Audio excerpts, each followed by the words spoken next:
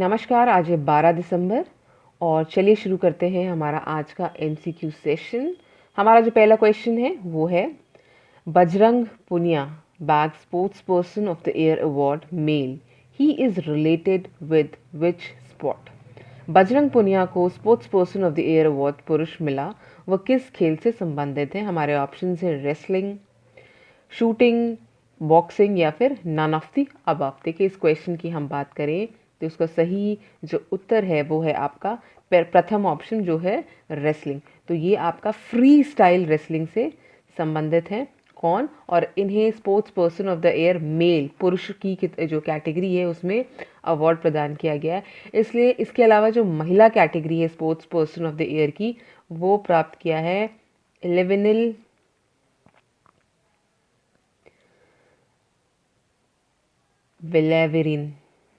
वेलेरिवन। ठीक है, और ये जो है ये शूटिंग से संबंधित हैं, तो इन दोनों को ये अवार्ड प्रदान किया गया है। इसके अलावा आपके इसी अवार्ड्स में जो आपकी दूसरी श्रेणियां हैं, जैसे कि best state promoting sports award, ये आपका किसको प्रदान किया गया है? एमपी को दिया गया है। और बेस्ट कंपनी प्रमोटिंग स्पोर्ट जो अवार्ड है वो आपका अनिल कुंबले को दिया गया है।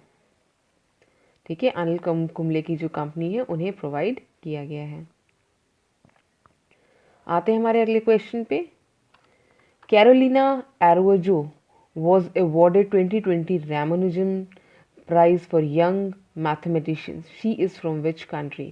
कैरोलिना आरजू को युवा गणितज्ञों के लिए 2020 रामानुजन पुरस्कार से सम्मानित किया गया है।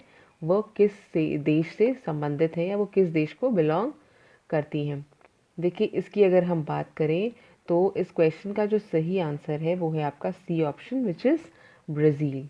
ठीक है, इसके अलावा अगर हम इस अवार्ड की बात करें तो ये अवार्ड जो है आपका, ये अवार्ड प्रोवाइड किया जाता है by department of science and technology of government of India, Bharat सरकार के जो साइंस एंड टेक्नोलॉजी है उसकी द्वारा, और आपका ICTP international centre of theoretical physics के द्वारा।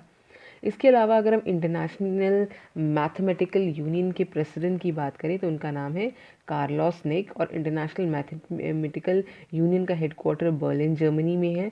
और इंटरनेशनल मैथमेटिकल यूनियन की जो पेरेंट ऑर्गेनाइजेशन है वो है आपकी इंटरनेशनल साइंस काउंसिल, और इसका जो गठन हुआ है वो 1920 में हुआ था।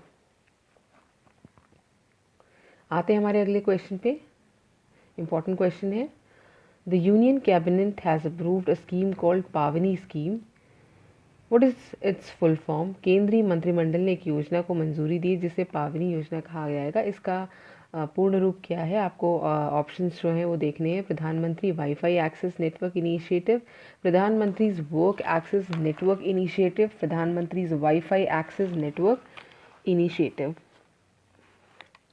इसकी अगर हम बात करें तो इसका जो सही उत्तर है वो है आपका सी ऑप्शन। ठीक है, तो ये भी हाल ही में आपके प्रधानमंत्री ने इसका इनॉग्रेशन किया है। आते हैं हमारे अगले क्वेश्चन पे। हमारा अगला क्वेश्चन कहता है, union minister Nitin Gadkari inaugurates Koilwar bridge in which state. केंद्रीय मंत्री नितिन गडकरी ने कोइलवार पुल का उद्घाटन किस राज्य में किया है? हमारे ऑप्शन है यूपी, बिहार, वेस्ट बंगाल या फिर नन ऑफ द अबव। आप जानते हैं नितिन गडकरी जो हैं वो रोड ट्रांसपोर्ट और आपके हाईवे मिनिस्टर हैं। ठीक है, और ये जो ब्रिज है वो बिहार में, आप जानते हैं सोन रिवर, अक्सर बाढ़ आती है वहाँ पे, तो उसके ऊपर ये बनाया जाएगा थ्रू वीडियो कॉन्फ्रेंसिंग। ये आपका इनॉग्रेट किया गया और इसकी जो लागत होगी वो 266 करोड़ होगी। इसके अलावा और ये बिहार और यूपी के बीच में एक मेजर ट्रांसपोर्ट के रूप में आगे आएगा। आते हैं हमारे अगले क्वेश्चन पे। National centre for Divyang empowerment has been inaugurated in which state. National दिव्यांग सशक्तिकरण केंद्र का उद्घाटन किस राज्य में किया गया? हमारे जो ऑप्शंस हैं वो है Telangana, Kerala, Tamil Nadu, none of the above. Telangana cipher आपकी स्कीम है तेलंगाना में। ठीक है, इसके अलावा इस क्वेश्चन का सही आंसर भी आपका क्या है? तेलंगाना है। जो union minister of state for home affairs हैं, union minister for home affairs, state for home affairs हैं, जिनका नाम क्या है? किशन रेड्डी। ठीक है, किशन रेड्डी ने इसका इनॉग्रेशन किया है, इस सेंटर का। कहाँ पे? तेलंगाना में।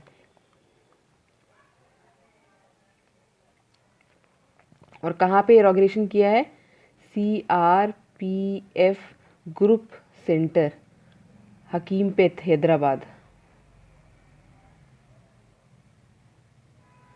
ठीक है, इसके अलावा अगर हम CRPF की बात करें तो CRPF के जो DG हैं उनका नाम है AP माहेश्वरी, और इसका जो हेडक्वार्टर है वो न्यू दिल्ली में है आपका। ठीक है, आते हैं हमारे क्वेश्चन पे। Who among the following has topped the first of its kind 50 Asian celebrities in the world 2020 list published by UK based Eastern Eye newspaper? निम्नलिखित में से किसने UK स्थित पूर्वी समाचार पत्र द्वारा प्रकाशित पहली the 50 Asian celebrities in the world 2020 सूची में शीर्ष स्थान हासिल किया? ऑप्शन है अरमान मलिक, प्रियंका चोपड़ा, प्रभास या फिर सोनू सूद। देखिए, इसका ऑप्शन जो है उनमें से सही उत्तर आपका डी ऑप्शन है, सोनू सूद। आप जानते हैं पैंडेमिक के दौरान जो हमारा लॉकडाउन लगा था उस समय उन्होंने काफ़ी मदद की थी मज़दूरों की, और इसी उनके कार्य के लिए उन्हें ये प्रथम स्थान प्रदान किया गया है। इसके अलावा अरमान मलिक की बात करें तो उन्हें 5वां स्थान मिला है फॉर हिज म्यूज़िकल आउटपुट। ठीक है, और इंग्लिश लैंग्वेज सॉन्ग्स के लिए। इसके अलावा अगर हम प्रियंका चोपड़ा की बात करें तो उन्हें 6ठा स्थान प्राप्त हुआ है। ठीक है, और ये को दोबारा मिला है।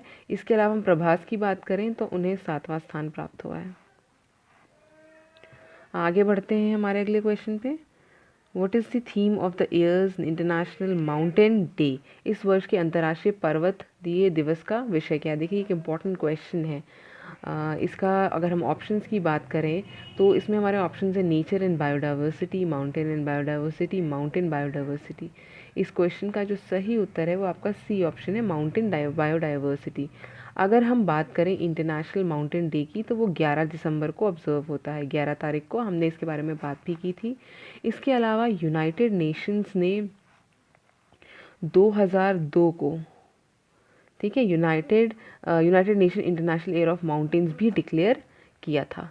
ठीक है, और आपका यूनाइटेड नेशन जनरल असेंबली है 2003 में इनकरेज किया था सस्टेनेबल डेवलपमेंट ऑफ माउंटेन्स। तो इसका सही आंसर है माउंटेन बायोडाइवर्सिटी। आगे बढ़ते हैं। The international Olympic committee has registered dash as a newest entry into Olympics. अंतर्राष्ट्रीय ओलंपिक समिति ने डैश को ओलंपिक में नवीनतम प्रविष्टि के रूप में पंजीकृत किया है। तो किसे अभी इनमें से नया खेल के रूप में पंजीकृत किया है? पहला ऑप्शन है break dancing, skateboarding, surfing या फिर नन ऑफ द अबव। देखिए, इस क्वेश्चन की अगर हम बात करें तो इसका जो सही उत्तर है वो है आपका पहला ऑप्शन। जी हाँ, ब्रेक डांसिंग को एक एज अ स्पोर्ट इंक्लूड किया गया है और इसे ब्रेकिंग कहा जाएगा, एज अ स्पोर्ट ब्रेकिंग कहा जाएगा। ठीक है, और आपकी जानकारी के लिए बता दूं, जो 2024 का जो ओलंपिक होना है कहाँ? पेरिस में। ठीक है, वहाँ समर ओलंपिक्स जो होना है वहाँ पे इसे अपना डेब्यू करेगा। इसके अलावा जो बाकी ऑप्शन है स्केट बोटिंग और सर्फिंग।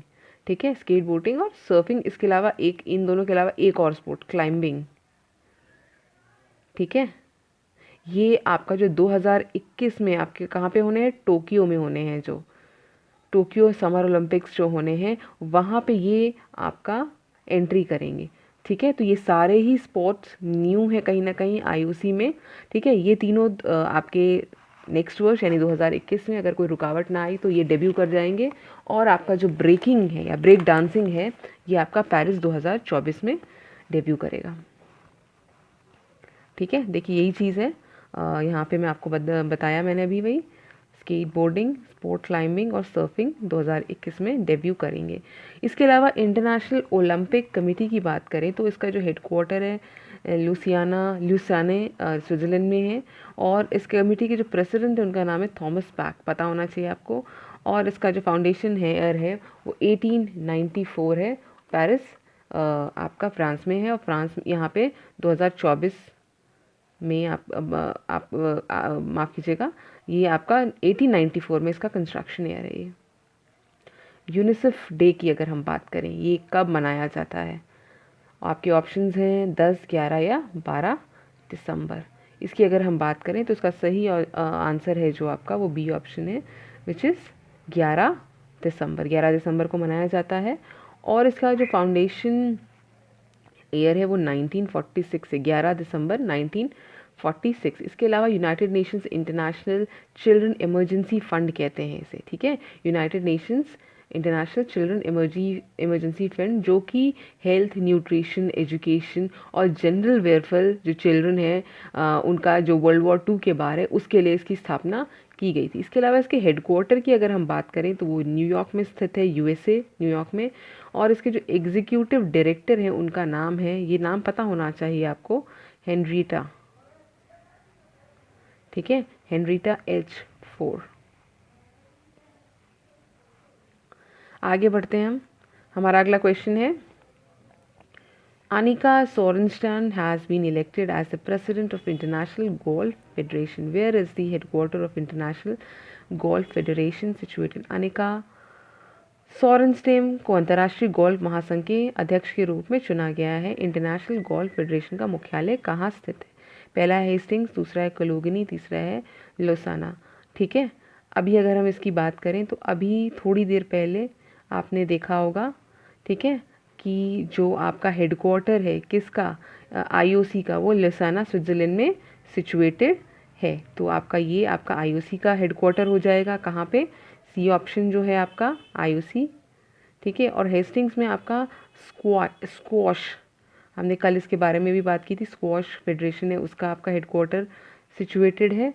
और इस क्वेश्चन का जो सही आंसर है वो है आपका सी ऑप्शन, ठीक है। यानी आपका जो हेडक्वार्टर है इंटरनेशनल गोल्फ फेडरेशन का वो भी यहीं पे सिचुएटेड है। और आपका ये जो अनिका है ये 1 जनवरी 2021 से अपना कार्यभार संभालेंगी और ये रिप्लेस करेंगी किसको? पीटर डॉसन को। ये सब पता होना चाहिए ना किसको रिप्लेस कर रहे हैं, ठीक है। इस तरह के क्वेश्चंस आते हैं कभी कभी, समटाइम्स ट्विस्ट करके क्वेश्चंस को दिया जाता है, एज इट इज़ नहीं पूछा जाता है, ठीक है। गोल्फ फेडरेशन 1958 में इसका फाउंडेशन ईयर है। और एक चीज़ और, गोल्फ जो है 2016 में इसे ओलंपिक स्पोर्ट में एंट्री मिली थी दोबारा से, ठीक है। अगला क्वेश्चन है, who among the following has grabbed the first spot in the 2020 list of Forbes 100 most powerful women in the world? निम्नलिखित में से किसने फोर्ब्स की विश्व की 100 सबसे शक्तिशाली महिलाओं की सूची में एक प्रथम स्थान प्राप्त किया है? हमारे ऑप्शंस हैं निर्मला सीतारमन, एंजेला मर्कल, फिर है आपका क्रिस्टिना लागार्डे, या फिर नन ऑफ दी। अब आप देखिए इसका जो सही उत्तर है वो है आपका बी ऑप्शन। इन्होंने टॉप किया है, एंजेला मर्कल चांसलर हैं जर्मनी की, आप जानते हैं। इसके अलावा सेकंड स्थान मिला है क्रिस्टिना लागार्डे को, जो यूरोपियन सेंट्रल बैंक की अध्यक्ष हैं, ठीक है। और आपका जो निर्मला सीतारमन है, इसके बारे में हमने बात भी की थी, 41st पोजीशन मिली, फाइनेंस मिनिस्टर है हमारे भारत की। इसके अलावा तीसरा जो स्थान मिला है, ये पहला हो गया इनका एंजेला मर्कल, दूसरा है क्रिस्टिना लागार्डे, तीसरा स्थान मिला है कमला हैरिस, जानती हैं वाइस प्रेसिडेंट हैं यूनाइटेड स्टेट्स की, ठीक है। और एक और भारतीय जिन्हें इसमें स्थान मिला है वो है किरण मजूमदार, बायोकॉइन की मैनेजिंग डायरेक्टर है, एमडी हैं बायोकॉइन की, ठीक है। इन्हें कौन सा स्थान मिला? इन्हें 68th मिली पोजीशन मिली है। निर्मला सीतारमन को 41 मिली और इन्हें 68th पोजीशन मिली है। What is the theme of Human Rights Day? या this year theme of human rights day is, इस वर्ष मानवाधिकार दिवस का विषय क्या था, ये आपको बताना है, ठीक है। इसकी अगर हम बात करें तो ऑप्शंस देखिए, stand up for human rights, recover better stand up for human rights, या recover stand up for human rights. सही ऑप्शन है इसका B option, recover better for stand up, recover better stand up for human rights. 10 दिसंबर को होता है आपका क्या, ह्यूमन राइट्स डे, और इसका स्थापना वर्ष है 10 दिसंबर 1948। आ जाते हैं आगे अगले प्रश्न की तरफ। अगला प्रश्न क्या कह रहा है हमारा? अगला प्रश्न कहता है कि जो टाइम्स मैगजीन है has named who among the following as 2020 person of the year. Times पत्रिका ने निम्नलिखित में से किसे पर्सन ऑफ द ईयर 2020 के रूप में से सम्मानित किया है। यूएस प्रेसिडेंट हैं आपके Joe Biden, then vice president Kamala Harris, या दोनों को दिया है या इनमें से किसी को नहीं दिया है। इसकी अगर हम बात करें तो इसका सही उत्तर तीसरा ऑप्शन है, इन दोनों को ही इस अवार्ड से सम्मानित किया गया। हाँ जानते हैं हाल ही में आपके इलेक्शंस हुए हैं और जिसके बाद जो बाइडेन यूएस प्रेसिडेंट बन गए हैं और कमला हैरिस वाइस प्रेसिडेंट बन गई हैं और ये जनवरी से अपना कार्यभार संभालेंगे। टाइम्स मैगजीन की बात करें तो उसके एडिटर इन चीफ का नाम है एडवर्ड फेल्सेंथल। ठीक है, तो ये था हमारा आज का सेशन। आई होप आपको पसंद आया होगा। हमारे चैनल को लाइक और सब्सक्राइब करिए और मुझसे जुड़ने के लिए मुझे ज्वाइन कर सकते हैं आप मीनम सिंह ऑफिशियल पे। तो मिलते हैं हमारे अगले लेक्चर में, तब तक के लिए स्वस्थ रहिए, सुरक्षित रहिए। धन्यवाद।